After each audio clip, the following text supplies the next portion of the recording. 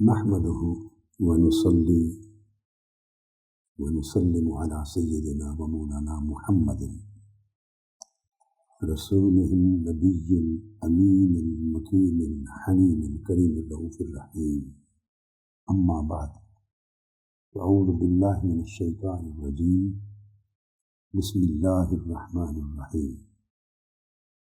وقال الله تعالى: ثم قست قلوبكم من بعد ذلك فهي كالحجارة أو أشد قسوة، وإن من الحجارة لما يتفجر منه الأنهار، وإن منها لما يشقق فيخرج منه الماء، وإن منها لما يهبط من خشية الله، وما الله بغافل عما تعملون. صدق اللہ مولانا العظیم. معزز مشائخ علماء کرام، معتکفین و معتکفات، خواتین و حضرات، اور دنیا کے اطراف و اکناف سے سب سامعین و سامعات اور ناظرین و ناظرات، السلام علیکم ورحمۃ اللہ وبرکاتہ. اللہ رب العزت کا شکر ہے کہ آج ہم اعتکاف کی یہ جو آخری عشرہ اخیرہ کی راتیں ہیں، ان کی 5ویں شب میں حاضر ہیں. کل کا مضمون میں نے ختم کیا تھا حدیث نبوی صلی اللہ تعالی علیہ وآلہ وسلم کے مضمون کی توضیح میں اور اس کی تشریح میں کہ کس طرح شیطان اپنے خواطر ڈالتا ہے اور کس طرح ملائکہ خواطر ڈالتے ہیں. ان 4 قسموں کی تشریح کرتے ہوئے کہ وہ خیالات اور تھاٹس اور خطابات اور القاءات جو آپ کے دل میں آتے ہیں، وہ کبھی نفس کی طرف سے ہوتے ہیں نفسانی، کبھی شیطان کی طرف سے ہوتے ہیں خاطر شیطانی، کبھی پھر انہیں کاؤنٹر کرنے کے لیے نیکی کے خیالات اور خواطر آتے ہیں فرشتوں کی طرف سے، وہ ملکی، اور کبھی اس سے بھی بالا ربانی خواطر ہوتی ہیں، خواطر ربانی. اللہ رب العزت نے خیر و شر کا یہ جو معرکہ ہے دنیا میں، اس کے لیے انسان کو مواقع دینے کے لیے کہ وہ خیر کو چوز کرتا ہے یا شر کو، ہدایت کی راہ کو چوز کرتا ہے یا گمراہی و دلالت کو، اللہ کی طرف بڑھنا چاہتا ہے یا اللہ سے دور ہو کر نفس پرستی میں دنیا کی طرف جانا چاہتا ہے، اپنا آخرت میں اپنا ٹھکانہ جنت کی سمت لے جانا چاہتا ہے یا جہنم کی سمت، اللہ کی رحمت اور خوشنودی کی طرف جانا چاہتا ہے یا اللہ کی ناراضگی اور غضب کی طرف جانا چاہتا ہے. قرآن مجید نے کہا فَهَدَيْنَاهُ النَّجْدَيْنِ، ہم نے دونوں راستے دکھا دیے، دونوں راستے دکھا دیے. آنکھیں بھی دے دی ہیں 2، ان سے دیکھنا بھی سمجھا دیا ہے، عقل و شعور دے دیا ہے، سمجھنا دے سمجھا دیا ہے، اچھے برے کی تمیز کرنے کی استعداد اور صلاحیت دے دی ہے، اور ارادے اور فیصلے کی حریت، آزادی دے دی، فریڈم دے دی. آپ مجبور نہیں ہیں. اللہ رب العزت کے اوامر و نواہی، اس کے احکام قرآن اور سنت نبوی کی شکل میں واضح کر دیے ہیں. جن کو سمجھ نہ ہو ان کے لیے راستے بتا دیے گئے ہیں کہ اس طریقے سے احکام کو سمجھیں، جانیں، پوچھیں، معلوم کریں، اصلاح کے راستے لیں. پھر انسان زندگی میں جو کرتا ہے، جو سوچتا ہے، جو فیصلہ کرتا ہے، جو پریکٹس کرتا ہے، جو کچھ امپلیمنٹ کرتا ہے، اس کے لیے وہ رسپانسبل ہوتا ہے، اکاؤنٹیبل ہے، آنسریبل ہے، اکاؤنٹیبل ہے۔ برائی کرتا ہے تو پنشبل ہے، پنشمنٹ ہے، اچھائی کرتا ہے تو ریوارڈ، اجر و ثواب ملتا ہے۔ یعنی یہ ایک نظام ہے زندگی کا۔ اسی کا ایک حصہ ہے کہ خواطر، نفسانی شیطانی ادھر منفی سائڈ کی طرف اور ملکی ربانی مثبت سائڈ کی طرف دے دی۔ یہ سارا مضمون کل بڑی تفصیل سے بیان کیا۔ یہاں آج کی گفتگو شروع کر رہا ہوں۔ میں نے تلاوت کی ہے ابتداً ایک آیہ کریمہ جو سورہ بقرہ کی آیت نمبر 74 ہے، 74۔ اس کو پھر جوڑنا چاہتا ہوں اس آیہ کریمہ سے جس پر کل کی گفتگو کا اینڈ کیا تھا، اختتام کیا تھا۔ یعنی کل کی نشست کا اختتامیہ وہ سورہ انعام کی آیت نمبر 125 تھی۔ اس کو ریپیٹ کرتا ہوں تاکہ آج کی ابتدائیہ کے ساتھ آپ جڑ جائیں قرآنی مضمون کے حوالے سے۔ آپ کو یاد ہوگا میں نے کہا تھا کہ اللہ رب العزت نے ارشاد فرمایا پورے مضمون بیان کرنے کے بعد کہ کس طرح انسانوں میں شیطان ہیں، کس طرح جنات کے شیطان ہیں، کس طرح وسوسہ اندازی کرتے ہیں، کس طرح بہکاتے ہیں، کس طرح آپ کے خیالات میں، آپ کے تصورات میں، خواہشات میں، شہوات میں بہکاوا، گمراہی، پھسلن ڈالتے ہیں۔ اس سارے مضمون کو مکمل کرنے کے بعد تو جو نہ سن سکے ہوں وہ ان کے لیے لازم ہے کہ پچھلے 3-4 راتوں کے مضمون کو سن لیں۔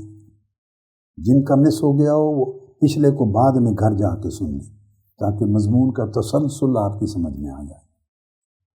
آخری آیت کریمہ پر جو بات کی تھی وہ یہ تھی، اللہ پاک کا فرمان فَمَن يُرِدِ اللَّهُ أَن يَهْدِيَهُ، اللہ رب العزت جس کے لیے ارادہ فرماتا ہے، چاہتا ہے کہ اسے ہدایت دیں، اور جب ہدایت کا ارادہ فرماتا ہے تو وہ اپنے فضل کے ساتھ فرماتا ہے۔ یشرح صدرہ للاسلام، اس کا سینہ اسلام کے لیے، اسلام کی تعلیمات کے لیے، اسلام کے دیے گئے اوامر و نواہی کے لیے، اسلام کے فہم اور اس کی معرفت کے لیے، اسلامی احکام کے ساتھ رغبت اور محبت کے لیے، اسلامی تعلیمات پر عمل کرنے کے لیے، اور انہیں اپنی زندگی میں جاری و ساری اور نافذ کرنے کے لیے کیا کرتا ہے؟ یشرح صدرہ للاسلام، اس کے سینے کو کھول دیتا ہے، یعنی اس کے دل میں بڑی وسعت پیدا کر دیتا ہے۔ اللہ پاک اس کے دل میں، سینے میں بڑی اسپیس پیدا کر دیتا ہے، کھول دیتا ہے، اور کھول دیتا ہے رغبت کے ساتھ، انس کے ساتھ، محبت کے ساتھ، سکینت، سکون اور اطمینان کے ساتھ۔ سو اس کو اسلام کی، قرآن کی، سنت نبوی کی، آقا علیہ السلام کی سیرت و اتباع کی، اسلام کے احکام کی، اوامر و نواہی کی جتنی تعلیم اور معارف اور معالم کی جتنی تعلیم و تلقین ملتی ہے، اس کے سینے کو ٹھنڈک پہنچتی ہے، اسے سکون حاصل ہوتا ہے، اسے اطمینان حاصل ہوتا ہے، اسے ری انفورسمنٹ ہوتی ہے، اور سینہ اور کھلتا چلا جاتا ہے، وہ چیزیں اس کے اندر جذب ہوتی ہیں۔ اب یہ جو میں نے حصہ آیت پڑھا، یہ تو کل اس پر بات کر لی تھی، اس کو آج ایک اور آیت سے کنیکٹ کرنا چاہتا ہوں۔ ایگزیکٹلی یہ مضمون ہمیں اس سے آگے لے کے جاتا ہے۔ غور کیجئے، یہاں 2 نقطے ہیں۔ پہلا نقطہ یہ ہے کہ اللہ پاک اپنے فضل سے جس کے لیے ہدایت کا ارادہ فرماتا ہے اس کو ہدایت عطا کرنا چاہتا ہے، پہلا پوائنٹ۔ تو پھر کیا کرتا ہے؟ جب کوئی اچیومنٹ کرنی ہو، کسی آبجیکٹو کو آپ نے حاصل کرنا ہے تو اس کے لیے راستہ بنتا ہے نا۔ اس کا راستہ کیا بناتا ہے؟ یشرح صدرہ للاسلام، اس کے دل میں گنجائش پیدا کر دیتا ہے، اس کے سینے کو کشادہ کر دیتا ہے، اس کی طبیعت کو راغب کر دیتا ہے اس کی طرف۔ یہ انشراح صدر، یہ بہت بڑی نعمت ہے، اور ہر ایک کو اس کے مرتبہ کے مطابق ملتی ہے نعمت۔ شرح صدر کی یا انشراح صدر کی، جیسا جس کا مرتبہ ہے، رتبہ ہے اللہ کی بارگاہ میں، جیسا اس کا درجہ ہے، اسی طرح اس کے دل اور سینے کی کشادگی ہے، اسی طرح وسعت ہے، اتنی گنجائش۔ اب حضور نبی اکرم صلی اللہ علیہ وآلہ وسلم کے لیے ارشاد فرمایا 30ویں پارے میں معروف صورت ہے سورہ الانشراح، فرمایا اعوذ باللہ من الشیطان الرجیم الم نشرح لک صدرک، کیا ہم نے آپ کا سینہ اطہر آپ کے لیے کھول نہیں دیا؟ نشرح لک، آپ کے لیے، یعنی آپ کی شان کے لائق، آپ کے رتبے اور مرتبہ کے لائق، آپ کے درجہ کے لائق کھول نہیں دیا؟ اور اس آیت کریمہ کے بعد سورہ الانشراح میں جو دوسری آیت ہے وہ اس کے اندر ایک چھپی ہوئی ایک راز کو اور کھولتی ہے۔ فرمایا الم نشرح لک صدرک ووضعنا عنک وزرک۔ جو انسان کی طبیعت پہ بوجھ ہوتا ہے، کبھی انسانی بشری تقاضے ہوتے ہیں، اب سورہ الانشراح کی یہ جو پہلی آیت ہے اس کے ساتھ جڑی ہوئی اگلی آیت اور پھر اس کی اگلی آیت، 3 آیتیں یہ معنوی اعتبار سے بڑی متصل ہیں، وہاں جڑی ہوئی ہیں، اور یہ عقدہ کھول دیتی ہیں۔ وہ کیا کہ حیثیت انسان، اس کے بشری تقاضے ہوتے ہیں، انسانی زندگی کے کئی اسپیکٹس ہوتے ہیں۔ وہ دعوت دیتا ہے، آگے قبول نہیں کی کسی نے، پھر دعوت دیتا ہے، پھر قبول نہیں ہوئی، پھر دعوت دیتا ہے، پھر آگے انکار ہو گیا، اس کی تصدیق نہیں ہوئی حق کی۔ لوگ حق کو باطل اور باطل کو حق سمجھتے ہیں، حق اور باطل میں خلط ملط کر دیتے ہیں۔ لوگ اپنی اصلاح کے میسج کو قبول نہیں کرتے، اپنی اصلاح کرنا نہیں چاہتے۔ اللہ کا نبی یا نیچے علی سبیل التنزل ہمارے دور تک نیچے آ جائیں، اولیاء، ائمہ، دعات، ہدات، ہدایت مہیا کرنے والے، ہدایت کی راہ پر بلانے والے، اصلاح کرنے والے، لوگوں کو خیر اور طاعت کی طرف راغب کرنے والے، یہ نیچے تک چلتے جائیں امت میں، یہ جو قیامت تک سلسلہ جاری رہنا، امت کی اصلاح کرنے والے، دین کی تجدید۔ اب دین کی تجدید کا مطلب یہ نہیں ہوتا معاذ اللہ کہ دین بیمار ہو گیا یا مردہ ہو گیا، معاذ اللہ استغفر اللہ، مٹ گیا تو اس کو زندہ کرنا نہیں، دین سے آپ کا تعلق مردہ ہو گیا، دین کا فہم جو امت کو تھا وہ مردہ ہو گیا، وہ کمزور ہو گیا، وہ کٹ گیا۔ ہماری زندگی میں دین کی قدریں کمزور ہو گئیں، دین کی معرفت کمزور ہو گئی، دین کے ساتھ رغبت کمزور ہو گئی، ہماری دین پر عمل کرنا کمزور ہو گیا، ہمارے دل و دماغ میں دین کی اہمیت اور مکانت اور وہ کمزور ہو گئی، سو دین سے رشتہ کٹ گیا۔ یہ جو کٹ گیا تعلق، مردہ ہو گیا، کمزور ہو گیا، اس کو زندہ کرنا، فہموں میں، عمل میں، فکر میں، تصور میں، عقیدے میں، حال میں، عمل میں، تعلقات میں، سوسائٹی میں، ظاہر میں، باطن میں، اس دین کے ساتھ تعلق کو، دین کی قدروں کو، فہم کو، معرفت کو زندہ کرنا، ریوائیو کرنا، پھر سے آپ کو جوڑنا، یہ تجدید ہوتی ہے۔ اور اس سے کم درجے کا کام ہو دعوت دینے کا تو اس میں خیر اور اصلاح، وہ اصلاح ہوتی ہے۔ تو یہ اصلاح اور تجدید کے عمل ختم نبوت کے بعد امت کے ہر زمانے میں قیامت تک جاری رہیں گے۔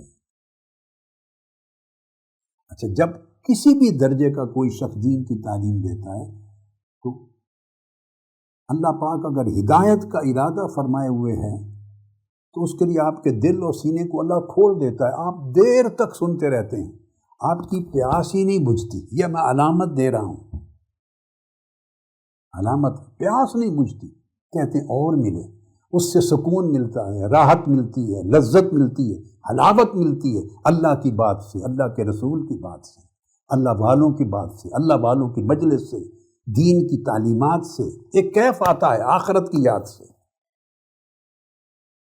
اور اگر اس کے برعکس گناہ کی بات ہو جائے، اللہ کی نافرمانی کی، گناہ کی، معصیت کی، عصیان کی، طغیان کی، اللہ سے دوری کی، بے وفائی کی بات ہو تو طبیعت میں انقباض آتا ہے، طبیعت قبول نہیں کرتی، اس کا حکم ہے کہ سنو نہیں، اٹھ جاؤ۔ اب یہ جو ہے اس کو سورہ الانشراح کے ساتھ جو ہے الم نشرح لک صدرک، کیا ہم نے آپ کے لیے آپ کے مرتبہ اور شان کے مطابق آپ کا سینہ نہیں کھول دیا؟ میں نے کھول دیا، اور اتنا کھولا جتنا آپ کی شان، مرتبے اور آپ کی رسپانسبلٹی کے لیے درکار تھا۔ وَوَضَعْنَا عَنْكَ وِزْرَكَ، تو یہاں پر بات میں نے چھوڑی تھی۔ تو انسانی اور بشری زندگی میں جو طبیعتوں پر بوجھ آتے ہیں، جو میں نے اسباب بیان کیے، دوسروں کے ریلیشن آپ کے ساتھ خراب ہو گئے، احسان کا بدلہ اچھا نہیں ملا، احسان کا بدلہ زیادتی سے ملا، نیکی کا بدلہ بدی سے ملا، پیار کا بدلہ نفرت سے ملا، بھلائی کا بدلہ برائی سے ملا، نیکی کی دعوت کا بدلہ انکار سے ملا، وغیرہ وغیرہ وغیرہ، خیر کا بدلہ شر سے ملا۔ یہ ساری چیزیں رفتہ رفتہ رفتہ طبیعتوں پہ بوجھ لاتی ہیں۔ طبیعتیں بھی دو طرح کی ہوتی ہیں، بعضوں پر اللہ پاک جن کو بہت کشادگی دیتا ہے، اس کشادگی کے ساتھ بڑی ہمت بھی دیتا ہے، بڑا حوصلہ بھی دیتا ہے، بڑی برداشت، بڑا صبر، بڑا شکر، بڑا عزم دیتا ہے۔ مگر سٹل اس کے مطابق اگر طبیعت پہ کوئی بوجھ آتا ہے تو فرمایا وہ جو بوجھ تھا وَوَضَعْنَا عَنْكَ وِزْرَكَ، جب سینے کو کشادہ کرتے ہیں تو وہ بوجھ بھی اتار دیتے ہیں، بوجھ محسوس ہی نہیں ہوتا۔ آپ سادہ لفظوں میں سمجھ لیں، سٹریس۔ آدمی بڑی بڑی کنڈیشن سے گزرتا ہے تو پھر سٹریس فیل ہوتا ہے جب رسپانس اس طرح کا نہیں ملتا۔ فرمایا سٹریس بھی نکال دیا۔ تو جب بندہ اتنے بڑے سٹریسفل کنڈیشن میں بھی فریش رہے، کوئی سٹرین اور سٹریس نہ ہو، یہ شرح صدر کے ساتھ اس کا تعلق ہے، یہ اللہ کی رحمت ہے۔ الذی انقض ظہرک، جو آپ کی پشت کو نیچے جھکا رہا ہے۔ جتنا سٹریس ہوتا ہے تو سٹریس سے بندے میں تھکاوٹ آ جاتی ہے، بندہ تھک جاتا ہے، بندہ اکتا جاتا ہے، بندہ الٹیمیٹلی تنگ آ جاتا ہے، حوصلہ ہار جاتا ہے۔ یہ ہے کمر کا دب جانا، پیٹھ کا دب جانا۔ یعنی حوصلہ اتنا بلند ہو جاتا ہے جب اللہ پاک ہدایت کا ارادہ کر لے کسی کے ساتھ تو اس کے حوصلے کو اتنا بلند کرتا ہے کہ وہ تھکتا ہی نہیں، اس کے حوصلے اور جذبے کو اتنا مضبوط اور قوی کر دیتا، چونکہ وہ ہدایت اور اپنی رحمت اور اپنا فضل اور اپنی مدد اللہ پاک کیے جا رہا ہے۔ اللہ پاک سے عنایات الہیہ تسلسل سے ہوتی جا رہی، لہذا وہ تھکتا نہیں، چونکہ وہ جڑا ہوا ہے مالا اعلیٰ کے ساتھ، عنایت الہیہ کے ساتھ، ہدایت الہیہ کے ساتھ، عطاء الہی کے ساتھ، فضل الہی کے ساتھ، رضوان الہی کے ساتھ۔ چونکہ اگر ادھر سے رسپانس اچھا نہیں آ رہا تو اس کا ادھر کا رسپانس تو قائم ہے نا، کہ قرآن مجید نے ایک جگہ حضور علیہ السلام سے فرمایا فَإِنَّكَ بِأَعْيُنِنَا، آپ ان کی باتوں پر کان نہ دھریں اور پریشان نہ ہو کہ وہ کیا رسپانس دیتے ہیں، آپ ہر وقت ہماری آنکھوں میں، ہماری نگاہوں میں۔ سو یہ تصور اکیلا ہی کافی ہے سینے کو کشادہ رکھنے کے لیے، حوصلے کو بلند رکھنے کے لیے، عزم اور ہمت کو برقرار رکھنے کے لیے۔ فَإِنَّكَ بِأَعْيُنِنَا، جس کے لیے کر رہا ہوں، بندہ سوچتا جس کی خاطر کر رہا ہوں وہ تو مجھے دیکھ رہا ہے نا، وہاں تو قبولیت ہے۔ یہ میں نے بتایا کہ کس طرح اللہ سینے کو کشادہ کرتا ہے۔ اب اس کے ساتھ ایک اور آیت کریمہ ہے، وہ یہ أَفَمَنْ شَرَحَ اللَّهُ صَدْرَهُ لِلْإِسْلَامِ فَهُوَ عَلَى نُورٍ مِّن رَبِّهِ۔ ایک اور آیت کریمہ آ گئی جہاں پر اس آیت نے مضمون چھوڑا، اسی سے اگلی آیت کریمہ نے مضمون شروع کر دی۔ اللہ پاک جس سے أَفَمَنْ شَرَحَ اللَّهُ صَدْرَهُ لِلْإِسْلَامِ، اسلام کے لیے اللہ پاک جس کا سینہ کھول دیتا ہے تو پھر اللہ پاک کیا کرتا ہے، اگلا فنومینل بیان کرتا ہے، فَهُوَ عَلَى نُورٍ مِّن رَبِّهِ، وہ اللہ کی طرف سے اس کو نور عطا کر دیا جاتا ہے، وہ اللہ کی طرف سے نور پر ہو جاتا ہے۔ اب یعنی اسے اپنے قلب اور باطن میں نور الہی مل جاتا ہے، اس کا ذہن اللہ کے نور سے روشن ہوتا ہے، اس کا قلب دل اللہ کے نور سے روشن ہوتا ہے، اس کا سینہ اللہ کے نور سے روشن ہوتا ہے۔ بولیے جب اللہ کے نور سے دل، دماغ اور سینہ روشن ہو گیا اللہ کے نور سے، فَهُوَ عَلَى نُورٍ مِّن رَبِّهِ، وہ اپنے رب کی طرف سے نور پر فائز ہو جاتا ہے۔ وہاں ظلمت رہ سکتی؟ وہاں ظلمت نہیں رہتی۔ دل اگر اس جگہ پر آ جائے تو وہ دل زندہ ہے، وہ قلب حی ہے، قلب سلیم ہے۔ اور اس کے برعکس دوسری بات میں نے کر دی تھی کہ اگر تنگ ہو جائے، جس کے لیے گمراہی کا ارادہ اور فیصلہ ہو جائے، وہ اپنی خرید کردہ گمراہی، اپنی خرید کردہ اس گمراہی پہ قائم رکھنے کا فیصلہ فرما دے، اور یہ کہ ہوگا تو عدل ہوگا، یہ ہدایت کا ارادہ ہوگا تو اللہ کا فضل ہوگا، گمراہی کا عدل ہوگا کہ بندے نے خود خریدا ہے، حق کو ٹھکرایا ہے، اس نے آنکھیں نہیں کھولی، حق کو سمجھنے کی کوشش نہیں کی، نیکی اور بدی میں فرق کو سمجھنے کی ایفرٹ نہیں کی، اپنا رسپانسبلٹی پوری نہیں کی، اپنی ذمہ داری خیر اور شر میں امتیاز کی محنت نہیں کی، جیسے محنت آپ کاروبار کے لیے کرتے ہیں، روزگار کے لیے کرتے ہیں، بزنس ڈیلز کے لیے کرتے ہیں، ہر آدمی چھوٹا زیادہ جاب کے لیے کرتا ہے، محنت کرتے ہیں، تو اس طرح کی محنت کوئی دین کے فہم کے لیے بھی تو کرے، دین کی معرفت کے لیے بھی تو کرے، اللہ کے اوامر و نواہی کو سمجھنے اور ان پر عمل درآمد کرنے پر بھی تو محنت کرے۔ تو یہ بھی تو ایک سودا ہے جو اللہ کے ساتھ کر رہے ہیں، آخرت کے لیے کر رہے ہیں۔ قرآن مجید نے اس کو بھی تجارت کہا ہے کہ اللہ پاک تمہاری جانیں خریدتا ہے تم سے حسن آخرت کے لیے، تم اپنی ترجیحات چھوڑتے ہو، بیچتے ہو اللہ کی رضا کے لیے، تو یہ بھی ایک سودا ہے، یہ اخروی سودا ہے، وہ دنیاوی سودا ہے۔ اگر یہ ہو، محنت نہیں کی تو صاف ظاہر ہے پھر اس کے سینے میں تنگی آتی ہے، پھر دین کی بات اور دین کی چیز سن کے اس کے سینے میں گھٹن آتی ہے، چونکہ ہدایت کی کشادگی نہیں ہے۔ اللہ پاک جب یہ گھٹن والا معاملہ ہو تو یہ عدل ہوتا ہے، کیونکہ بندے نے اس رخ محنت نہیں کی، اپنا فرض ادا نہیں کی، اس کے نتیجے میں پھر دل گھٹن کے ساتھ سخت ہوتے چلے جاتے ہیں۔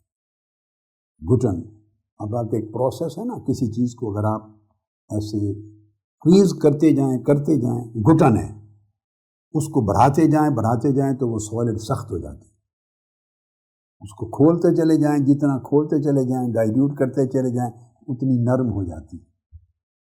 تو زندہ دل نرم ہوتے ہیں، مردہ دل سخت ہو جاتے ہیں۔ قرآن مجید کی اس آیہ کریمہ میں جو میں نے تلاوت کی شروع میں فرمایا ثم قست قلوبکم من بعد ذلک فہی کالحجارہ، پھر تمہارے دلوں نے اللہ کی ہدایت قبول کرنے سے انکار کر دیا، یعنی اللہ کی ہدایت پر دروازے بند کر دیے اور نفس کے غلبے اور شیطان کے غلبے کے تحت ہو گئے، پھر تمہارے دل سخت ہو گئے، اور وہ کیسے ہو گئے؟ جیسے پتھر ہوتے ہیں، وہ اشد قسوہ، بلکہ سختی میں حتیٰ کہ پتھروں سے بھی زیادہ سخت ہو گئے، اس میں اب نرمی نہ رہے۔ اس پر میں تھوڑا آگے چل کر اس سبجیکٹ کو، جو دل کا سخت ہو جانا، اتنا صرف رکھتا ہوں، مضمون کو مکمل کر کے پھر میں آگے اس جگہ آ رہا ہوں انشاءاللہ۔ اب اس مضمون کو پھر پیچھے سے شروع کر رہا ہوں۔ جب یہ بات کر لی کہ جو خواتر ہیں، چونکہ اس وقت ہم قلبی اور باطنی امراض کی بات کر رہے ہیں، اگلے ساتھ اللہ پاک نے چاہا تو پھر دل کے جو احوال صالحہ ہیں اس کو مضمون بنائیں گے، اگر زندگی ہوئی اور اللہ کا امر ہوا۔ یہ دل کے اخلاق سیئہ، یہ احوال ذمیمہ کی بات ہو رہی ہے، امراض، اور جب دل شفا یاب ہوتے ہیں، صحیح اور سلیم ہوتے ہیں، تو اس کے حالات کیا ہو جاتے ہیں، صحت مندی کی علامتیں کیا ہیں، پھر اگلے سال اللہ پاک نے چاہا تو اس کو سیریز بنائیں۔ اس وقت میں اس سائڈ کو لے رہا ہوں تاکہ جہاں سے بدی داخل ہوتی ہے، برائی داخل ہوتی ہے، دل مریض ہوتا ہے اور ہلاکت اور تباہی آتی ہے، ان دروازوں کو بند کیا جائے، ان کی شناخت کی جائے، ان کو ڈائیگنوز کیا جائے۔ ہوتا سائیڈ بائی سائیڈ ہے، مگر تقدیم اور تاخیر ہے۔ پہلا فوکس زیادہ بدی کو ختم کرنے پر ہے۔ دیکھیے قرآن مجید میں ایک مقام پر ارشاد فرمایا گیا، وہ آیت کریمہ میں آپ کے لیے پڑھتا ہوں، اور اس کے اندر ایک بات ہے، ایک میسیج ہے، اس پر فوکس کریں۔ فرمایا اعوذ باللہ من الشیطان ما آتاکم الرسول فخذوہ وما نہاکم عنہ فانتہوا، یہ قرآن مجید کی آیت، اس کی تشریح میں صحیح بخاری میں حدیث آتی ہے، صحیح بخاری میں حضور علیہ السلام نے فرمایا اس میں پرائورٹی دی ہے شرع کی. فرمایا فَإِذَا نَهِيتُكُمْ عَنْ شَيْءٍ فَاجْتَنِبُوهُ وَإِذَا أَمَرْتُكُمْ بِأَمْرٍ فَأْتُوا مِنْهُ مَا اسْتَطَعْتُمْ. یہ صحیح بخاری کتاب الاعتصام بالکتاب والسنہ میں حضور علیہ السلام نے ارشاد فرمایا کہ اے لوگو، اگر میں تمہیں کسی چیز سے منع کروں، اب کسی چیز سے منع کروں، منع اسی چیز سے کیا جاتا ہے یا کیا جانا مقصود ہے جس میں بدی ہے، جس میں شر ہے، جس میں ہلاکت ہے، جس میں گناہ ہے، معصیت ہے، نافرمانی ہے. فرمایا میں تمہیں جس چیز سے جب منع کروں فاجتنبوہ، اس سے کلیتاً رک جایا کرو، ٹوٹلی بلاک کر دو، اس کو ٹوٹلی بلاک کر دو، اپنے آپ کو بین کر دو اپنی زندگی. فاجتنبوہ، اگلا جو حصہ آ رہا ہے اس حدیث پاک کا، اس کے ساتھ اس کو کمپیئر کرنا ہے. جس چیز سے منع کروں رک جاؤ، it should be the end, وہاں بات ختم ہو جائے. پھر فرمایا وَإِذَا أَمَرْتُكُمْ بِأَمْرٍ فَأْتُوا مِنْهُ مَا اسْتَطَعْتُمْ. اور اگر میں تمہیں حکم کروں نیکی کا، عبادت کا، طاعت کا، خیر کا، کوئی یہ کام کرو، تو جتنی تمہاری طاقت ہو، استطاعت ہو، صلاحیت ہو، اس قدر کیا کرو، جتنا کر سکو اتنا کرو. اب دیکھا دو چیزوں میں، نیکی اور بدی، طاعت اور معصیت، خیر اور شر، دونوں کے بارے میں سٹیٹمنٹ ڈیفرنٹ ہے. جب شر کی بات کی، بدی کی، برائی کی، گناہ کی، تو نہیں کہا کہ جتنا ہو سکے اتنا رک جاؤ، یہ نہیں کہا. بھائی ایفرٹ کرو، whatever you may do to stop this evil, جتنا کر سکتے اتنا رکو، نہیں، یہ نہیں فرمایا آقا علیہ السلام. اس کے لیے گنجائش اور سپیس ہی نہیں چھوڑی، اس لیے کہ خواہ بدی اور برائی کا پورا دروازہ کھلا ہوا ہے، خواہ ایک ونڈو ہے، خواہ ایک سوراخ ہے. تھوڑی یا زیادہ بدی جب تک کرتے رہو گے، بدی داخل ہوتی رہے گی، خیر اور نیکی آپ کے دل میں کبھی جم نہیں سکتی. اس لیے فرمایا جب میں کسی چیز سے منع کروں، روکوں، تو ٹوٹلی رک جاؤ، کلیتاً رک جاؤ. فاجتنبوہ، اس میں یہ آپ کو نہیں اجازت دی بدی کو روکنے کے عمل میں کہ جتنا ہو سکے. اب بندہ یوں نہیں کہہ سکتا کہ میں کوشش کرتا ہوں جس قدر ہو سکے میں برائی سے بچتا ہوں، جتنا ہو سکے بدی سے بچتا ہوں. نہیں، یہ بات نہیں، یہ ایکسیپٹیبل نہیں ہے، یہ اصول کے خلاف ہے. آقا علیہ السلام نے کلیئر کٹ اعلان فرما دیا، اس کی جگہ نہیں ہے. ہاں فرمایا بدی کو کلیتاً روک دو، دروازہ بند کر دو، بدی تمہاری زندگی میں داخل نہ ہو، برائی داخل نہ ہو، گناہ اور معصیت جو حرام ہے، جسے اللہ اس کے رسول نے روک دیا ہے، جس کے نتیجے میں جہنم ملنی ہے، دوزخ ملنا ہے، اللہ کی ناراضگی ہونی ہے، گمراہی ہونی ہے، اس کو ٹوٹلی بلاک کر دو. فرمایا جب اس کو بلاک کر دو، اگلا قدم کیا ہے؟ وَإِذَا أَمَرْتُكُمْ بِأَمْرٍ، پھر حکم آئے گا. ہاں فرائض کی ادائیگی کے علاوہ، یہ فرائض کے علاوہ ہے، نماز ہے، نوافل ہیں، تسبیح ہے، ذکر اذکار ہے، درود پاک ہے، استغفار ہے، صدقہ ہے، خیرات ہے، بھلائی اضافی نیکیاں ہیں. فرمایا جب حکم کروں نیکی کے کاموں کا کہ یہ کرو یہ کرو، فَأْتُوا مِنْهُ مَا اسْتَطَعْتُمْ، تو جتنی جتنی تمہاری طاقت ہو اتنا کرتے جایا کرو، جتنی استطاعت ہو اتنا کرتے جایا کرو. اب اس میں خیر ہی خیر ہوگی، اس لیے کہ بدی کا دروازہ کلیتاً بند ہو چکا ہے، اب بدی کی انٹرنس نہیں رہی. تو جتنی نیکی کرو، ایک ایک قطرہ بھی ہوگا تو قطرہ قطرہ مل کے دریا بنتا چلا جائے گا. تو نیکی کے کرنے میں اتنا ناپ تول میں سختی نہیں ہے، کرتے جائیں کرتے جائیں، آگے آگے بڑھتے جائیں. مگر بدی کے کرنے میں بڑی سخت حکم ہے کہ اس کو بالکل بلاک کرو. یہ آقا علیہ السلام نے اس حکم الہی کی جو قرآن مجید میں آیا تھا اس کی وضاحت فرمائی.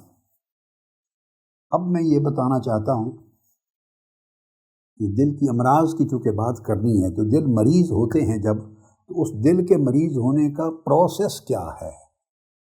یعنی کل کی بات جہاں پر ہم نے ختم کی، خواطر کی، یہ خاطر شیطانی اور خاطر نفسانی دو پر فوکس کر رہے ہیں. جس سے خرابی جنم لیتی ہے، اس خاطر کی جو شیطانی یا نفسانی ہے، اس خاطر کے نتیجے میں گناہ کب جا کے بنتا ہے، کتنا سفر طے ہوتا ہے اور کتنے مرحلے اس کے اندر آتے ہیں کہ دل سیاہ ہو جائے، گناہ گار ہو جائے، عاصی ہو جائے، خاطی ہو جائے، سقیم ہو جائے، مریض ہو جائے۔ وہ سارا پروسیس، وہ سفر کیا ہے، اب اس کو واضح کرتا ہوں تاکہ اس کنسیپٹ میں مغالطہ نہ رہے، سٹیپ بائی سٹیپ ہم کس طرح چلتے ہیں۔ ایک چیز ذہن میں رکھ لیں کہ جو پچھلے 2 دنوں میں گفتگو ہوئی خطرہ کی، جس کو خاطر کہا، اور اب میں نے اس کو فوکس کر دیا ملکی اور رحمانی جو خواطر ہیں، اب ان کا تذکرہ انشاءاللہ آئندہ سال ہوگا۔ ذہن میں رکھیں، خاطر ملکی اور خاطر رحمانی، خاطر ربانی، مطلب ہے جہاں سے نیکیاں آتی ہیں اور دلوں کو شفا ملتی ہے۔ یہ سبجیکٹ آئندہ سال ہوگا۔ آج پہلا حصہ لا الہ، آج اس شر کو مٹانے اور بدی کی جڑ کاٹنے کا مضمون ہے جہاں سے دل مریض ہوتے ہیں۔ اب اس وقت میں یہ فوکس کر رہا ہوں وہ یہ کہ جب وہ خطرہ، یعنی ایک بیڈ تھاٹ، ایک ایول تھنکنگ، ایک برا خیال آتا ہے، اس میں اور دل کے مریض ہو جانے میں کتنا سفر ہے اور اس میں کتنے مرحلے اور کتنی سٹیجز ہیں۔ وہ برا خیال دل کے مرض یا دل کی ہلاکت تک پہنچنے میں کیا ٹائم لیتا ہے، اب اس پروسیس کو میں لے رہا ہوں۔ پروسیس میں نے آپ کو بگننگ کا ایک جملہ بول دیا تھا کہ وہ خطرہ، یعنی خاطر نفسانی یا خاطر شیطانی، نفس کی طرف سے آیا یا شیطان کی طرف سے آیا، جب اس نے آپ کا دروازہ نوک کیا، اب وہاں سے شروع کر رہا ہوں، یہ اگلا سبجیکٹ۔ تو آپ کا فرض تھا کہ آپ نفرت کے ساتھ اس کو ریجیکٹ کر دیتے، اس کو آپ بلاک کر دیتے۔ اس کو میسج جاتا کہ میرے سودے کو اس بندے کا دل قبول کرنے کو تیار نہیں ہے، تو نفرت اور سختی اور کراہت کے ساتھ اس کو ریجیکٹ کر دینا۔ اگر ریجیکٹ کر دیتے تو وہ برائی کا خیال تھا، اس کا گناہ بھی نہیں تھا، یہ بھی ذہن میں رکھ لیں۔ خیال آنے سے گناہ آپ کے نامہ اعمال میں لکھا نہیں جاتا، وہ آپ کے بس میں نہیں ہے۔ وہ جو شیطان القاء کرتا ہے یا نفس القاء کرتا ہے، اس وقت تک آپ رسپانسبل نہیں تھے۔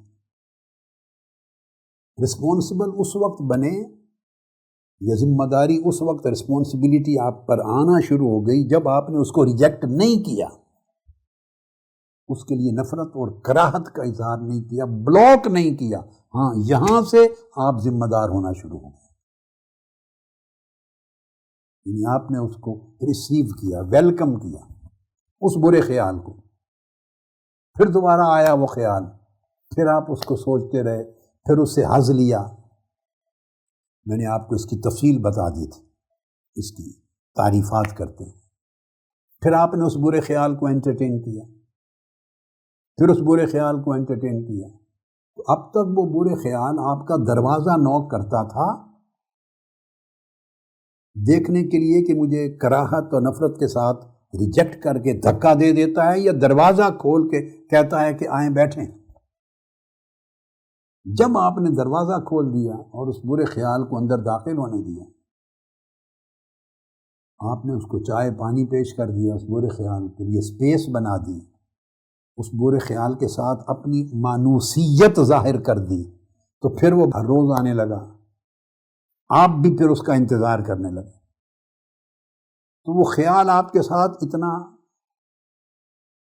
تسلسل کے ساتھ جڑ گیا، وہ جو خاطر نفسانی تھا یا خاطر شیطانی تھا، کہ پھر وہ وسوسہ بن گیا،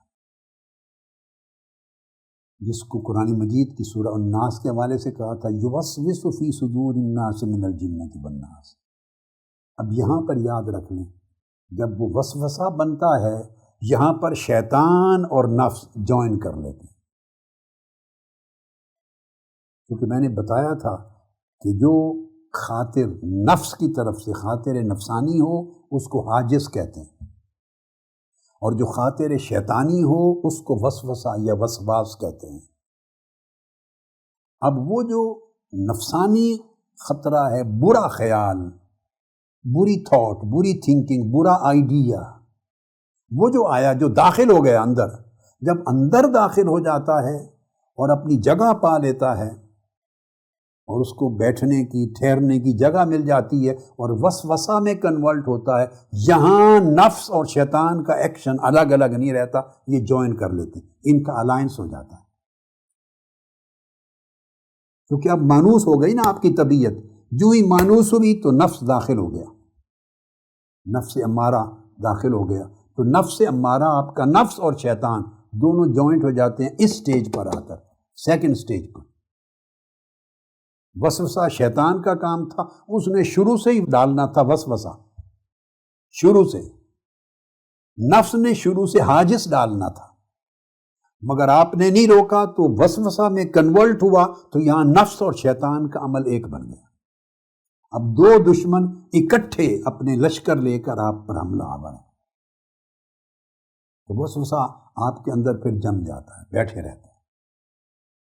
جب تک خطرہ تھا اس کو بھگانا آسان تھا، نفرت کے ساتھ، کراہت کے ساتھ، استغفار کے ساتھ، عبادت کے ساتھ، اللہ کے حضور دعا کر کے، اعوذ باللہ پڑھ کے، تعوذ کے ساتھ کراہت کرنا، نفرت کرنا، اس کو نہ کھولنا، نہ سننا، نہ دیکھنا، اٹینڈ نہ کرنا، انٹرٹین نہ کرنا، یہ 100 طریقے، آسان تھا آپ کی محنت۔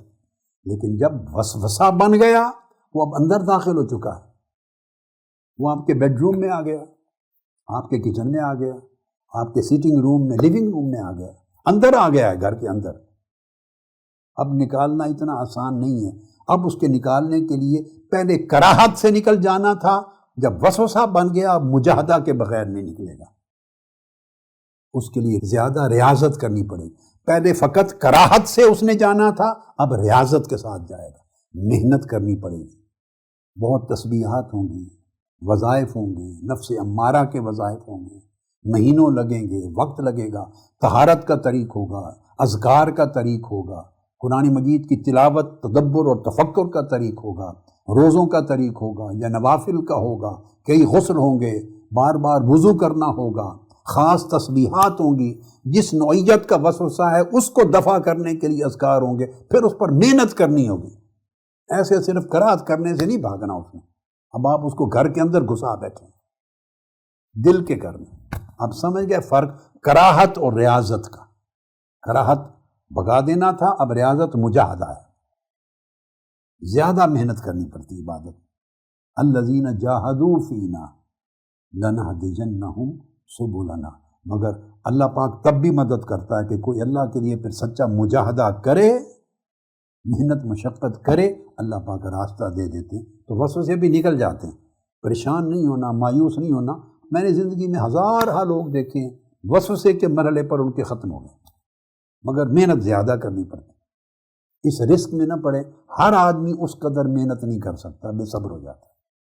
اب آپ مجاہدہ کرتے اور کریں تو وسوسہ نکل جائے گا، اور اگر اس سٹیج پر بھی خطرہ وسوسہ بن چکا ہے آپ کے ذہن میں، اور وسوسہ پر بھی مجاہدہ نہیں کیا، آپ کو فکر نہیں ہے، آپ کو پتہ ہے کہ یہ خیال ہر وقت میرے ذہن میں آتا ہے۔ وسوسہ میں نے آپ کو پہلے سمجھایا تھا، یہ وہ وہم کی مرض والی چیز نہیں ہے جس کو ہم اردو زبان میں عام طور پہ وسوسہ سمجھتے ہیں کہ وہم ہے، ایک مریض ہے آدمی، سائیکولوجیکل پیشنٹ ہے، یہ وہ نہیں ہے۔ یہ اس تھاٹ کی مستقل شکل ہے جو ذہن میں جم جاتی ہے۔ برائی کی جو تھاٹ ہے، ایول تھاٹ، اس کی مستقل شکل، اس کو دوام، بیٹھنا، جلوس مل جائے آپ کے دل میں، نشست مل جائے، اس کو وسوسہ کہتے ہیں۔ یہ ڈیفرنٹ معنی ہے۔ اب یہاں مجاہدہ کریں تو مجاہدہ تبھی ہوگا کہ فکر ہوگی، اور فکر تبھی ہوگی کہ پہچان ہوگی، معرفت ہوگی۔ ہمارا عالمیہ یہ ہے کہ ہم پہچان ہی پیدا نہیں کرنا چاہتے۔ پہچان کیسے ہوگی؟ علم ہوگا۔ علم کیسے ہوگا؟ کسی سے سیکھیں گے۔ یہ پروسیس ہے، یہ پوری تحریک ہے، یہ پورا مشن اسی لیے ہے آپ کے۔ نظامت دعوت کے داعی جاتے ہیں، علماء، اسکالر تیار کیے ہیں منہاج القرآن میں، ہر شہر جگہ جگہ اس لیے جاتے ہیں کہ سیکھیں۔ نظامت تربیت ہے، ان کو ٹرین کرتے ہیں، اسکالرز ہیں، مختلف علماء ہیں یا نیک لوگ ہیں، صالح لوگ ہیں، ہر آدمی کا جہاں بھی کوئی تعلق ہے، تو سمجھ لیں، میں پیچھے سے پھر چلتا ہوں، مجاہدہ تب ہوگا جب آپ کو فکر اور درد ہوگی، نفرت ہوگی اس سے اور درد ہوگی. تو فکر و درد تب ہوگی کہ آپ کو سمجھ ہوگی، معرفت ہوگی کہ میں تو تباہ ہونے کو جا رہا ہوں. تو معرفت تب ہوگی جب آپ کو علم ہوگا. علم بیٹھے بٹھائے تھوڑا آ جاتا ہے. علم تب ہوگا جب علم والوں کے پاس، ذکر والوں کے پاس جائیں گے، پڑھیں گے، سیکھیں گے. اس لیے حضور علیہ السلام نے فرمایا طلب العلم فریضۃ علی کل مسلم ومسلمہ، یہ ہر شخص پر فرض ہے. کچھ بیسکس پڑھیں، سیکھیں، اس کے طریقے ہیں، کتاب سے بھی سیکھیں، خطاب سے بھی سیکھیں. علماء کی مجالس میں بیٹھیں، اور جب علماء کی مجالس میں بیٹھیں تو دیکھ بھال کر کے بیٹھیں کہ خطرات زیادہ نہ لے کر آ جائیں. مجلس کا انتخاب بھی دانش مندی سے کرنا چاہیے کہ آپ خطرات کو ختم کرنے جا رہے ہیں یا اور خطرات خریدنے جا رہے ہیں. اللہ پاک معاف کر دے ہماری سوسائٹی کو، اور ہمارے مذہبی حلقات پہ بھی اللہ کرم کر دے. تو سیکھیں علماء کو کہ خیر کی دعوت دیتا ہے یا گالی گلوچ کرتا ہے، نفرت پیدا کرتا ہے یا محبت پیدا کرتا ہے، سختی کرتا ہے، نرمی کرتا ہے، قریب لاتا ہے یا بھگاتا ہے، اسلام میں داخل کرتا ہے یا ہر ایک کو اسلام سے خارج کرتا ہے، یا لوگوں کو طاعت کی طرف بلاتا ہے یا انتہا پسندی کی طرف لے جاتا ہے، نفرتیں پیدا کرتا ہے، تفریق پیدا کرتا ہے یا وحدت پیدا کرتا ہے، علم دیتا ہے یا جہالت دیتا ہے. میں نے بہت سے الفاظ اس لیے بولے کہ کوئی نہ کوئی لفظ تو آپ کو سمجھ میں آ جائے گا نا، لہٰذا پہچان کریں اس کا اپنا عمل کیا ہے. تو جو آدمی کی زبان ہے وہ اس کے اندر ہے. اگر زبان سے گالی گلوچ دیتا ہے تو اس کے اندر غلاظت ہے. جس کے اندر طہارت ہو اس کی زبان گالی نہیں دے سکتی. جو غلیظ زبان بولتا ہے وہ اندر کی غلاظت نکلتی ہے الفاظ، اور وہی اعمال بنتے ہیں، وہی طرز عمل بنتا ہے. سچ بولتا ہے، جھوٹ بولتا ہے، دھوکہ دہی کرتا ہے یا صدق اور اخلاص سے کام لیتا ہے، یہ سینکڑوں چیزیں ہیں. تو پہچان کریں پہلے مجلس کی. صحابہ کرام پوچھتے تھے حضور علیہ السلام سے، آقا علیہ السلام کی بارگاہ سے کہ کس کی مجلس میں بیٹھا کریں، کیونکہ مجلس میں بیٹھنا سیکھنے کے لیے ہوتا ہے. اب ہمارا عالمیہ یہ بھی ہے کہ ہماری مجلس اپنے آپ کو برباد کرنے کے لیے ہوتی ہے.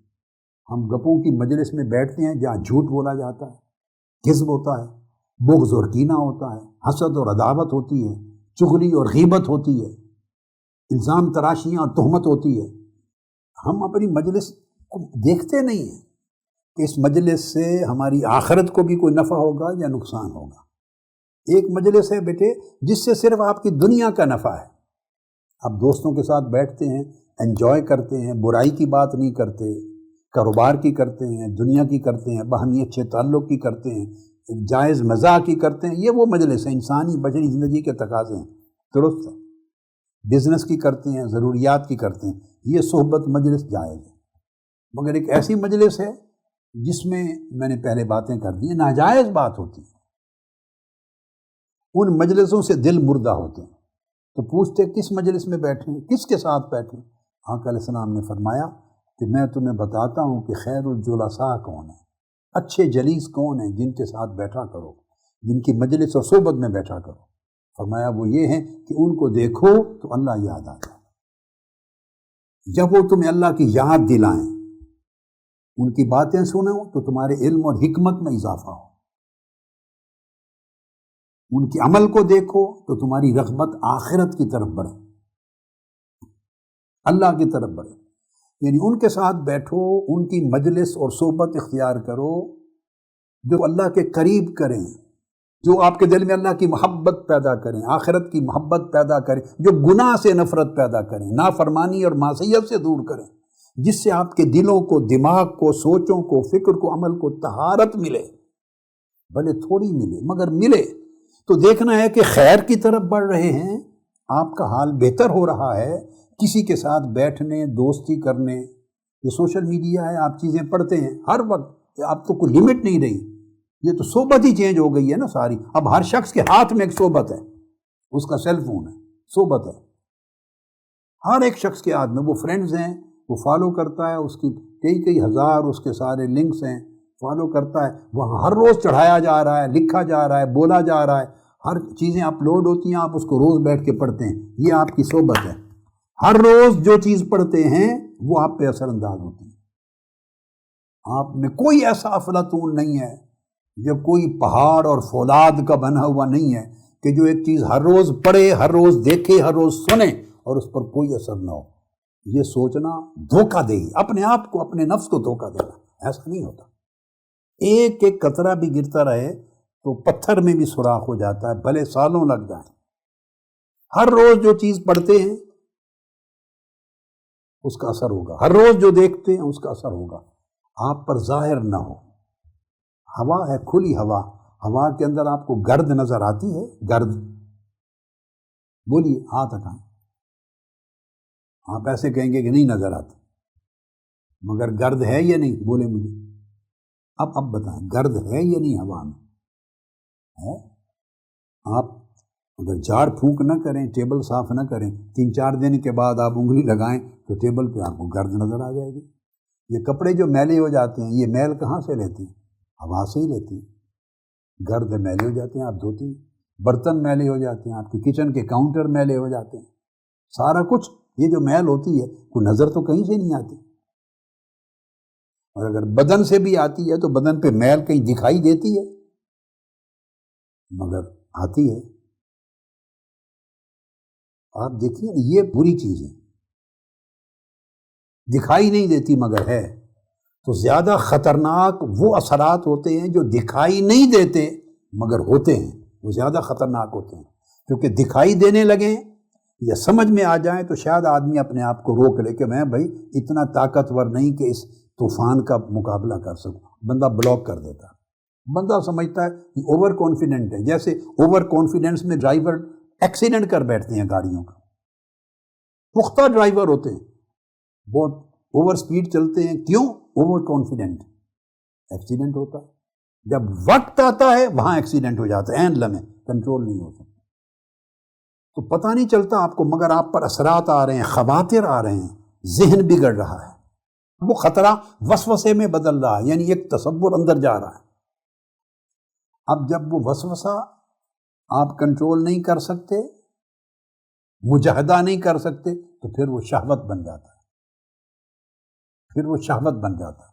جب شہوت بنتا ہے تو اس کے ساتھ نفس شریک ہو جاتا ہے. جیسے میں نے بتایا وسوسہ کی سٹیج پر تو ہوائے نفس شامل ہوتی ہے، نفس کی خواہشات، اور وہ شامل ہو کر پھر آپ کو اندھا کر دیتی ہیں. عقل معوف ہو جاتی ہے، دماغ معوف ہو جاتا ہے، آنکھوں سے دکھائی نہیں دیتا، سچائی سنائی نہیں دیتی، دل و دماغ سچائی حقیقت کو سمجھتے نہیں ہیں. سب کچھ خلط ملط ہو جاتا ہے اور بندہ پھر تباہی کی طرف چل پڑتا ہے. یہ تو ایک بریف پروسیس ہے. اب اس کو میں ایک اور طریقے سے ایکسپلین کرتا ہوں، ہے وہ بھی آسان، یعنی مختلف طریقے. میری ایک کتاب ہے قلبی حیات و ممات، اس کا نام ہے. اچھا، اس میں میں نے سٹیجز 11 بیان کی تھی کہ کس طرح سٹیپ بائی سٹیپ آگے چلتا ہے. وہ ایک الگ تقسیم ہے، وہ علمی تقسیم. میں وہ نہیں بیان کرنا چاہ رہا. ایک آدھ چیز، ایک دو چیزیں مشترک ہو جاتی ہیں مگر اس تقسیم کو بیان نہیں کر رہا. اگر کرنا ہو تو قلبی حیات و ممات میری کتاب تھا، وہ میرے ناروے کے 3 دن کے لیکچرز کا مجموعہ ہے، وہاں سے لے لیں. میں آج ڈیفرنٹ انداز کے ساتھ بات کر رہا ہوں. یہ تقسیم یا اس کے سٹیجز کا تذکرہ اور انداز کے ساتھ کریں. وہ یہ کہ پہلے جو خواطر آتے ہیں ذہن میں رکھ لیں، ان خواطر سے، اس خطرہ سے افکار پیدا ہوتے ہیں. اب میں اس کا گریجول پروسیس سمجھا رہا ہوں آپ کو، مگر ایک ڈیفرنٹ طریقے سے. کہ خاطر جو خطرہ ہے، پہلے جو برا تھاٹ آیا، ایول تھاٹ آئی، ایول تھنکنگ آئی، یہ خیال آیا، خواہ کسی بری کتاب کے پڑھنے سے آیا، خواہ کسی بری چیز کو سننے سے آیا، کسی برے دوست کی باتیں سننے سے آیا، خواہ سوسائٹی سے آیا، خواہ کمپنی سے آیا، خواہ مجلس سے آیا، سیل فون سے آیا، ہر روز کے معمولات سے آیا، جہاں سے بھی آیا، شیطان یا نفس نے ایک خطرہ بھیجا، وہ آپ کی تھاٹ آ گئی. اگر آپ نے اس کو رد نہیں کیا، اب میں ایک ڈیفرنٹ سٹیج، پہلے میں نے ایک اختصار سے 4 مرحلے بیان کر دیے، اب اس کو ایک طرف کر دیں. اب میں ایک سیپریٹ تقسیم کر رہا ہوں سٹیجز کی. اس خطرہ سے فکر بنتا ہے، آپ کا وے آف تھنکنگ بنتا ہے. وہ جب خطرہ چلتے رہتے ہیں، خواطر نفسانی شیطانی، تو اس سے رفتہ رفتہ افکار بن جاتے ہیں. وہ اب باہر کا نہیں رہتا خیال، وہ آپ کا اپنی تھاٹ بن جاتی ہے، آپ اس کو اون کر لیتے ہیں۔ جب آپ اس کو نہیں روکتے، ریجیکٹ نہیں کرتے، ریاضت نہیں کرتے، محنت نہیں کرتے، اس پر فوکس نہیں کرتے، اگلے سٹیج میں وہ تصورات بن جاتے ہیں، وہ آپ کے کنسیپٹس بن جاتے ہیں، کنورٹ ہو جاتا ہے آپ کے کنسیپٹس میں۔ اب جب کنسیپٹس بن جاتے ہیں آپ کے، تو آپ ہر چیز کو جب انالائز کرتے ہیں تو اپنے کنسیپٹ کی روشنی میں کرتے ہیں، وہ ہر چیز پہ ڈومینیٹ کر جاتا ہے۔ آپ کی گویا انڈیپینڈنٹ جو پیور اور انوسینٹ تھنکنگ تھی، جو اللہ اور اللہ کے رسول کی تعلیم کے تحت ہونی چاہیے تھی، وہ ختم ہو جاتی ہے۔ آپ نے نفس یا شیطان کے خواطر لیے، ان کے میسیجز لیے، ان کو اندر داخل کر کے ان کو سسٹین کیا، جگہ دی، اس سے وہ تصور بن گیا آپ ان تھاٹ سے، ذہن اس تصور کا قیدی ہو جاتا ہے۔ گلاسز لگ گئیں، بلیک ہیں، بلو ہیں، گرین ہے، ریڈ ہے، وہ چشمہ لگ گیا، اب جس شے کو دیکھیں گے وہی رنگ نظر آئے گا ہر چیز کا۔ تو گویا ذہن، دماغ اس تصور کا قیدی بن گیا، آپ نے امپریزن کر دیا دماغ کو لمیٹڈ کر دیا۔ اب دماغ کے پاس وہ جو یشرا صدرہ کشادگی تھی، وسعت تھی، اوپننس تھی، وہ نہیں رہی، تصور نے اس کو گھیر لیا۔ اس سے تصورات بنتے ہیں۔ جب آپ کے تصورات پختہ ہو جاتے ہیں، تصورات آپ کے جب پختہ ہو جاتے ہیں، ان سے شہوات جنم لیتی، خواہشات اور شہوات جنم لیتی۔ شہوت سے مراد کوئی خواہش ہوتی ہے، خواہش کو شہوات کہتے ہیں۔ آپ کی ڈیزائرز وہ جنم لیتی ہیں، ڈیزائرز جنم لیتی ہیں، ان کے پیچھے بیک اپ کرنے والے کیا ہوتے ہیں؟ کنسیپٹس ہوتے ہیں۔ کنسیپٹ کے پیچھے بیک اپ کیا کرتے ہیں؟ وہ جو تھاٹس تھے جو آپ نے ریسیو کیے تھے۔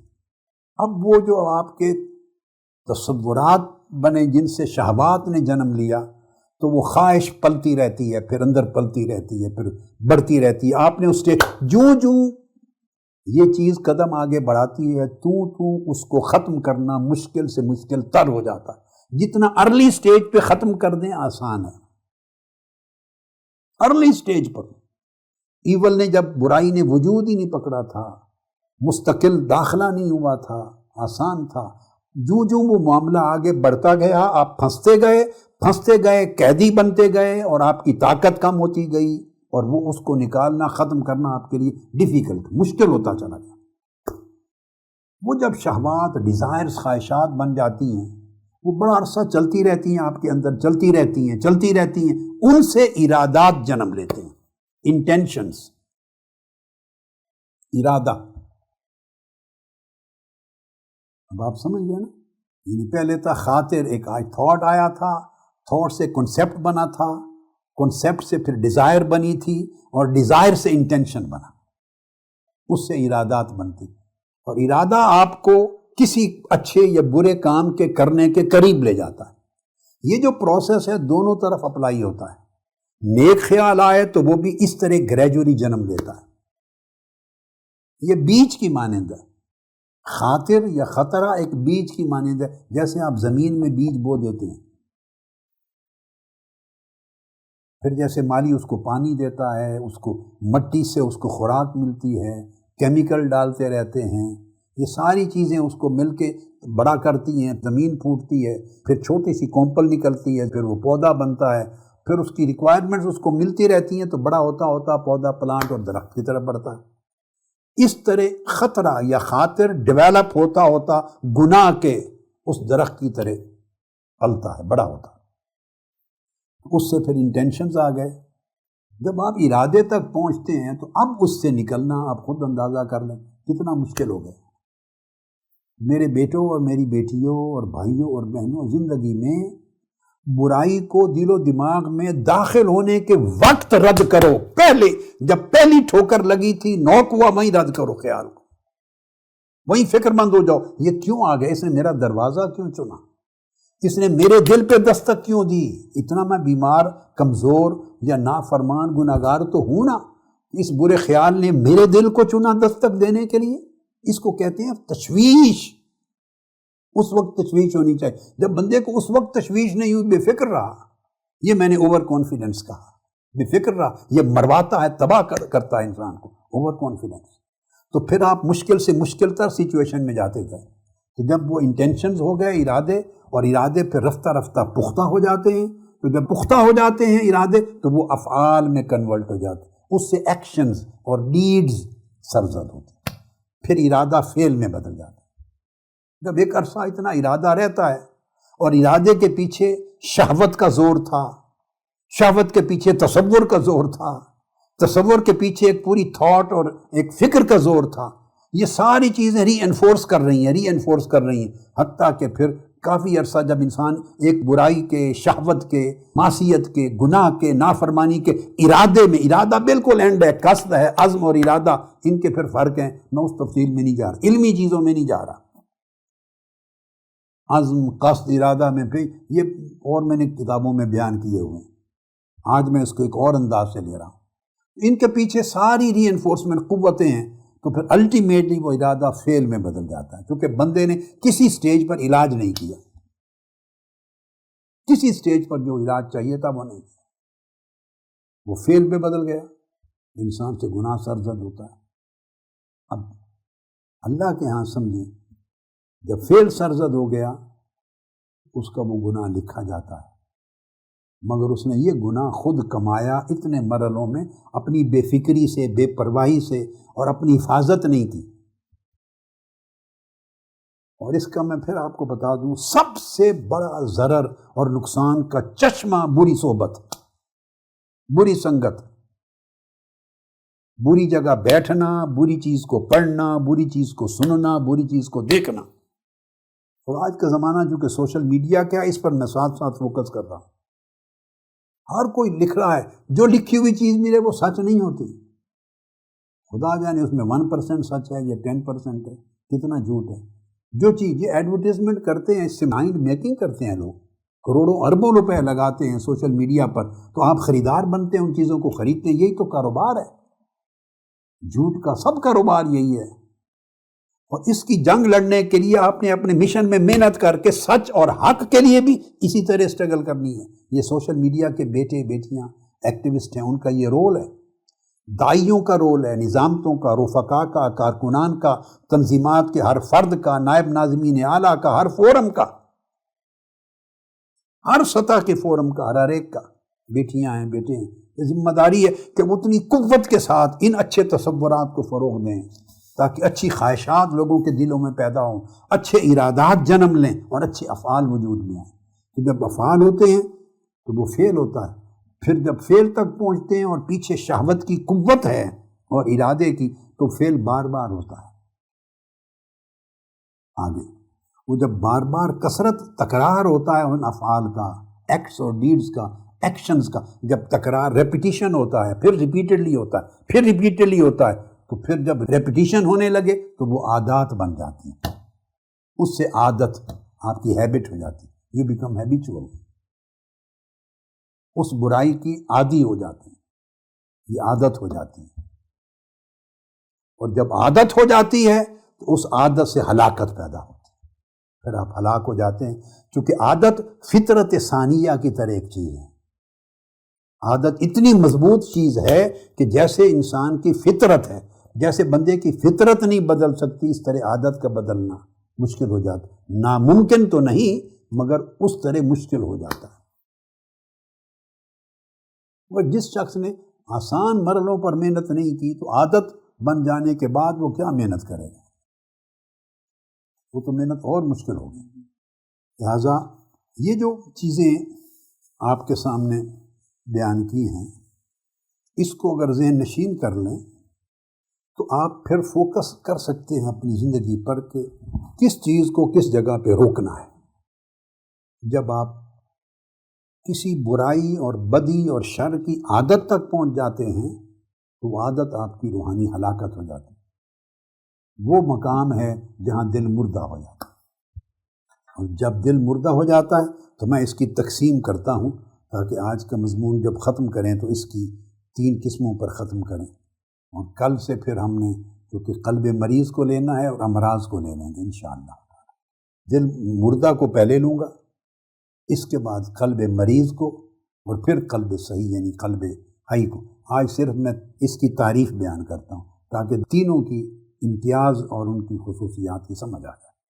جب معصیت یعنی برا خطرہ نفسانی یا شیطانی داخل ہو کے بڑھتے بڑھتے اور آپ نے علاج نہ کیا، اس کو رد نہ کیا، ٹھکرایا نہیں، اور جو اسباب تھے اس کے داخل ہونے کے وہ اسباب بھی برقرار رہے۔ ہماری پوزیشن ایک اور بھی ہے، بہت دشواری ہماری زندگی کی، وہ یہ ہے کہ ہماری زندگی میں دو رویے ساتھ ساتھ چلتے ہیں جن کو اللہ پاک نے منع فرمایا۔ دو کانفلکٹنگ رویے ہیں، ڈیفرنٹ رزلٹ دینے والے، اپوزٹ جانے والے، ہم ان کو ساتھ لے کے زندگی میں چلتے ہیں۔ کلیئرٹی میں قرآن مجید میں سورہ فاتحہ کی طرف آ جائیں، بالکل پہلی سورت، اللہ پاک نے ہمیں تلقین فرمائی کہ مجھ سے یہ مانگو، اہدنا الصراط المستقیم، سیدھا راستہ، اس کی ہدایت مانگو۔ اللہ پاک نے فرمایا کہ مجھ سے سیدھے راستے کی ہدایت مانگو جس میں استقامت ہے۔ اور پھر اللہ پاک نے اس کو ڈیفائن کیا، فرمایا سیدھا راستہ کیا ہے؟ صراط الذین انعمت علیہم، ان لوگوں کا راستہ جن پر تو نے انعام فرمایا ہے۔ تو گویا اللہ کے انعام یافتہ بندوں کے ساتھ جڑنا، اللہ کے انعام یافتہ بندوں کی مجلس میں بیٹھنا، ان کی قربت میں رہنا۔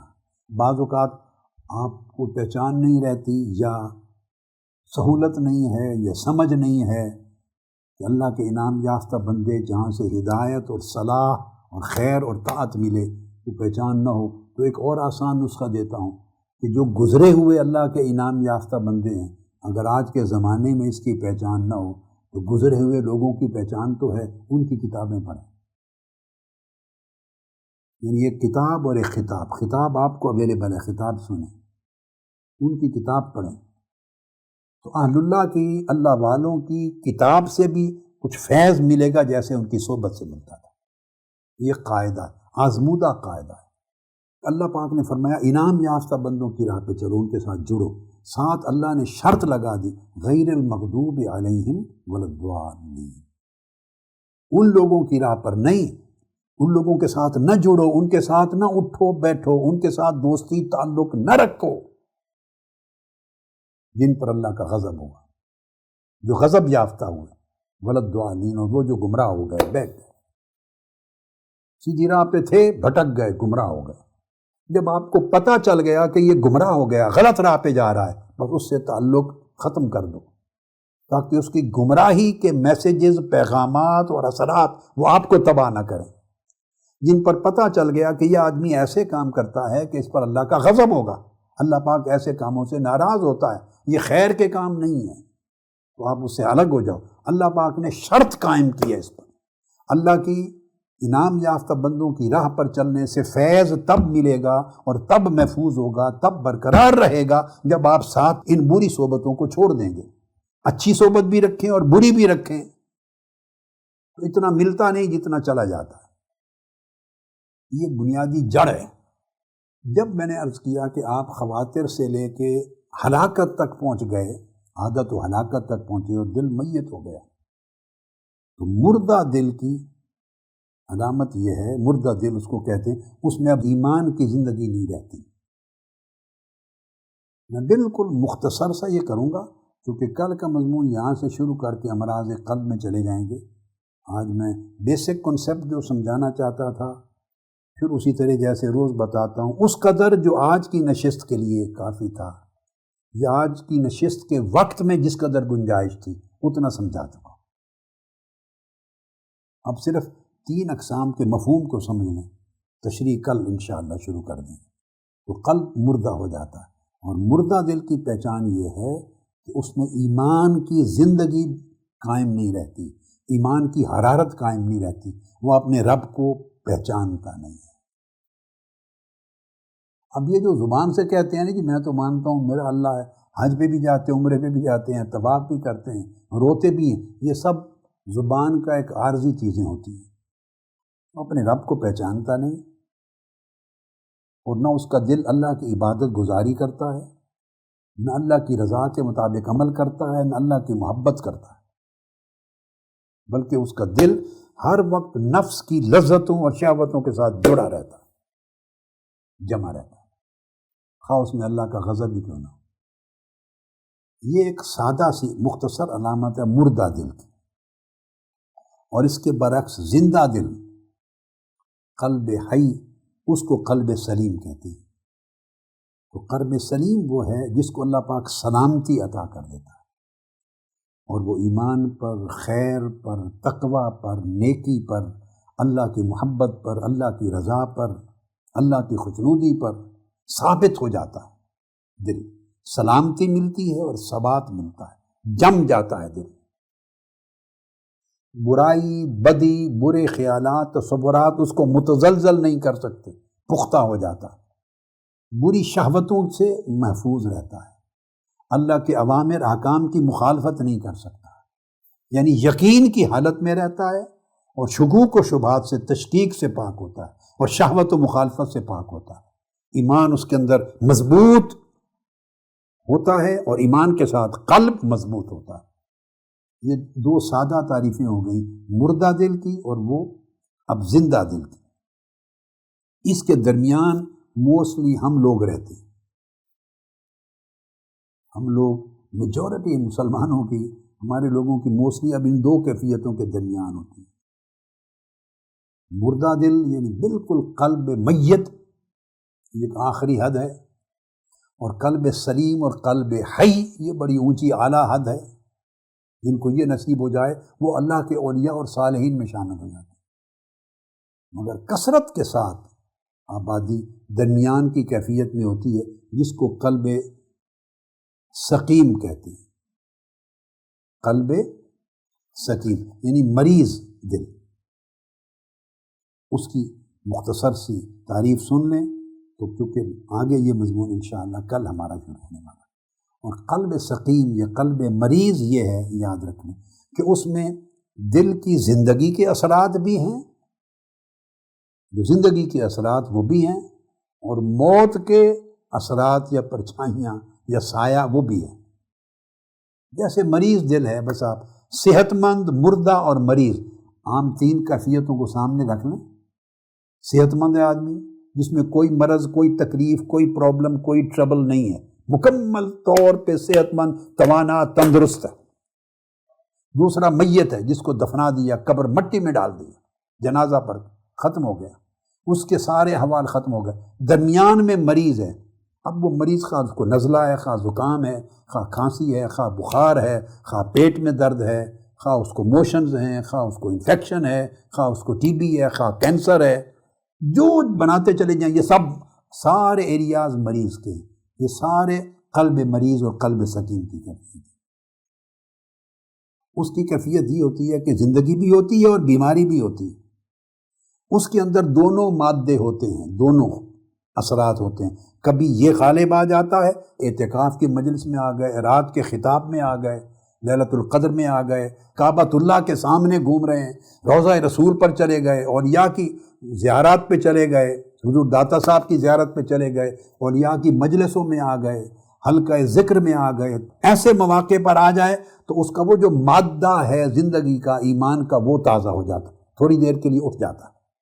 یہ وجہ ہے کہ وہ روتے بھی ہیں اور گڑ گڑاتے بھی ہیں، آنسو بھی گرتے ہیں، چیختے بھی ہیں، دعائیں بھی کرتے، سجدہ ریزیاں کرتے ہیں، کیونکہ وہ مادہ مردہ تو ابھی نہیں ہوا تھا، مریض تھا، وہ مادہ اس وقت متحرک ہوتا ہے، ماحول سے اس کے اثرات ہوتے ہیں، اور بندہ یہ کیفیات پیدا کرتا ہے۔ جو ہی وہاں سے دور جاتا ہے، وہ عارضی اثرات سے دور جاتا ہے، پھر وہ موت کے اثرات اس پر غالب ہو جاتے ہیں۔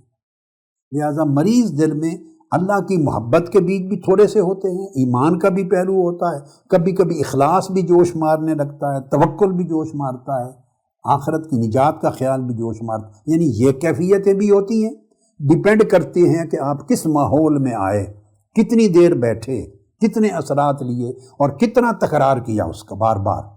اور دوسری چیز، ان میں شہوات کی محبت بھی ہوتی ہے، نفسانی لذات اور شہوات اور معصیتوں کی محبت بھی ہوتی ہے، ان کو ترجیح بھی دیتا ہے۔ بندے کے اندر حرص بھی ہوتا ہے، حرص بھی ہوتا ہے ان کو حاصل کرنے کا۔ اس مریض دل میں حسد بھی ہوتا ہے، کبر بھی ہوتا ہے، خود پسندی بھی ہوتی ہے، علو اپنے آپ کو اونچا کرنے کا پہلو بھی ہوتا ہے، زمین میں شرنگیزی بھی ہوتی ہے، ظلم بھی ہوتا ہے، تو ہلاکت کا مادہ بھی ہوتا ہے۔ تو مریض دل دو قسم کے داعیے ہیں، نیکی کا بلانے والا داعیہ اور بدی کی طرف بلانے والا داعیہ۔ دونوں داعیوں کی کشمکش رہتی ہے مریض دل میں۔ ہماری میجورٹی اس حال میں ہوتی ہے۔ یہاں سے انشاءاللہ تعالی اللہ پاک نے چاہا تو کل کی نشست کا آغاز کریں۔ وما علینا الا البلاغ۔ والسلام علیکم ورحمۃ اللہ وبرکاتہ۔